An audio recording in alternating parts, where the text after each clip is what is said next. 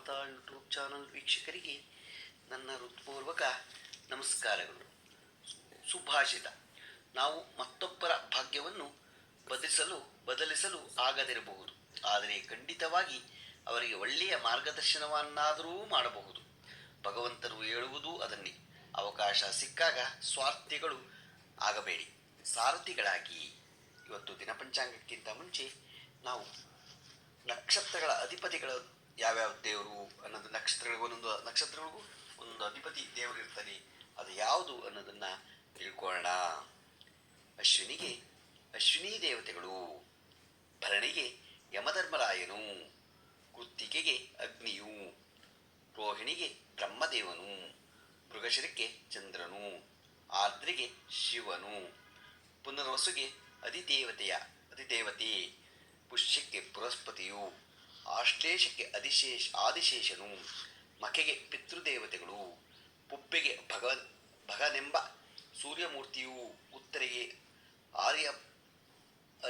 ಆರ್ಯಮೆಂಬ ಸೂರ್ಯಮೂರ್ತಿಯು, ಹಸ್ತಕ್ಕೆ ಸೂರ್ಯನು, ಚಿತ್ತೆಗೆ ಇಂದ್ರನು, ಸ್ವಾತಿಗೆ ವಾಯುವು, ವಿಶಾಖೆಗೆ ಇಂದ್ರಾಗ್ನಿಗಳು, ಅನುರಾಧೆಗೆ ಮಿತ್ರನೆಂಬ ಸೂರ್ಯಮೂರ್ತಿಯು, ಜ್ಯೇಷ್ಠೆಗೆ ದೇವೇಂದ್ರನು, ಮೂಲಕ್ಕೆ ನಿವೃತ್ತಿಯು, ಪೂರ್ವಾಷಾಢೆಗೆ ಉದಕವು, ಉತ್ತರಾಷಾಢೆಗೆ ವಿಶ್ವದೇವನು,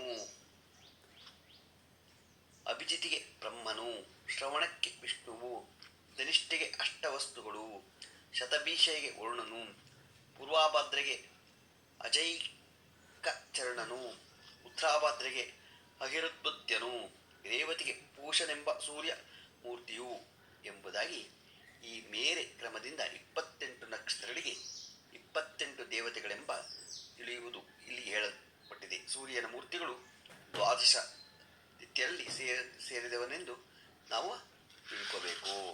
ನಾವಿವತ್ತು ಯಾವ ನಕ್ಷತ್ರಕ್ಕೆ ಅಧಿಪತಿ ಯಾರ್ಯಾರು ಅನ್ನೋದ್ರ ಬಗ್ಗೆ ನಾವು ತಿಳ್ಕೊಂಡು ಇವತ್ತು ದಿನಪಂಚಾಂಗವನ್ನು ತಿಳ್ಕೊಳ್ಳೋಣ. ದಿನಾಂಕ 29/4/2024 ಸೋಮವಾರ, ಶ್ರೀ ಕ್ರೋಧಿನಾಮ ಸಂವತ್ಸರ, ಉತ್ತರಾಯಣ, ವಸಂತ ಋತು, ಚೈತ್ರ ಮಾಸ, ಕೃಷ್ಣ ಪಕ್ಷ, ತಿಥಿ ಪುಷ್ಯ, ರಾತ್ರಿ 4:09 ತನಕ ಇದೆ. ನಕ್ಷತ್ರ ಪೂರ್ವಾಷಾಢ, ರಾತ್ರಿ 2:11 ತನಕ ಇದೆ. ಮಳೆ ಭರಣಿ 1ನೇ ಪಾದ. ರಾಹುಕಾಲ 7:39 9:13 ತನಕ ಇದೆ. ಗುಳಿಕ ಕಾಲ 1:55 3:29 ತನಕ ಇದೆ. ಯಮಗಂಟೆ ಕಾಲ 10:47 12:33 ತನಕ ಇದೆ. ಇವತ್ತು ಯಾರು ಹುಟ್ಟುಹಬ್ಬ ಆಚರಿಸ್ಕೊತಿದ್ರು, ಮದುವೆಯಾದ ದಂಪತಿಗಳು ವಾರ್ಷಿಕೋತ್ಸವ ಆಚರಿಸ್ಕೊತಿರೋರಿಗೆ ನಮ್ಮ ಹೆಬ್ಬಳಲು ಶ್ರೀ ಚಿತ್ರಮಾತಾ ಯೂಟ್ಯೂಬ್ ಚಾನಲ್ ಕಡೆಯಿಂದ ಶುಭ ಕಾಮನೆಗಳು ತಿಳಿಸ್ತೀವಿ. ದೇವರು ಅವರಿಗೆ ಆಯಸ್ಸು, ಆರೋಗ್ಯ, ಐಶ್ವರ್ಯ ಎಲ್ಲ ಕೊಟ್ಟು ಕಾಪಾಡಲಿ ಅಂತ ನಾನು ಕೇಳ್ಕೊತೀನಿ. ನಮ್ಮ ಹೆಬ್ಬಳಲು ಶ್ರೀ ಚಿತ್ರಮಾತಾ ಯೂಟ್ಯೂಬ್ ಚಾನಲ್ ಯಾರು ಸಬ್ಸ್ಕ್ರೈಬ್ ಆಗಿಲ್ವೋ ದಯಮಾಡಿ ಸಬ್ಸ್ಕ್ರೈಬ್ ಆಗಿ, ಲೈಕ್ ಕೊಡಿ. ಇದು ನಿಮ್ಮದೇ ಚಾನಲ್ ಆಗಿರೋದ್ರಿಂದ ನಮ್ಮ ಲಿಂಕನ್ನು ಬೇರೆ ಗ್ರೂಪ್ಗಳಿಗೆ ಫಾರ್ವರ್ಡ್ ಮಾಡಿ. ನಮಸ್ಕಾರಗಳು. ಇದರಲ್ಲಿ ಏನಾದರೂ ತಪ್ಪುಗಳು ಕಂಡು ಬಂದಲ್ಲಿ ನಮ್ಮ ಲಿಂಕ್ ನಮ್ಮ ಕಾಮೆಂಟ್ಸ್ ಬಾಕ್ಸ್ನಲ್ಲಿ ಹಾಕಿದ್ರೆ ತಿದ್ದುಕೊಳ್ಳೋದಕ್ಕೆ ಅನುಕೂಲ ಆಗುತ್ತೆ. ಹಾಕಿ. ನಮಸ್ಕಾರಗಳು.